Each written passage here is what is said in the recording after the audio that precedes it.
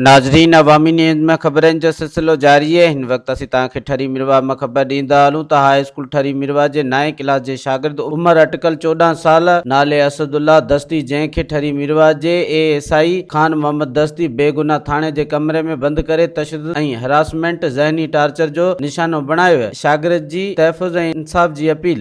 छा मसलो आहे बाबा? साईं जीअं मां 9 क्लास जो शागिर्द आहियां, मुंहिंजो नालो दस्ती सादुल्ला आहे। मां ठरी मिरवा हाई स्कूल में पढ़ंदो आहियां। कल मां ठरी मार्केट में वञा पियो बूट वठण जे लाइ, त ASI खान मोहम्मद सॾु करे मूंखे थाणे ते वठी वियो। उते मूंखे कमरे में बंदि करे ऐं उते मूंखे मारियो अथई। सो मां चाइल्ड प्रोटेक्शन वारनि खे अपील थो कयां त मूंसां इंसाफ़ कयो वञे। मज़ीद खबरों और तफसीलात के लिए विजिट करें हमारी वेबसाइट www.awamiNewsHD.com।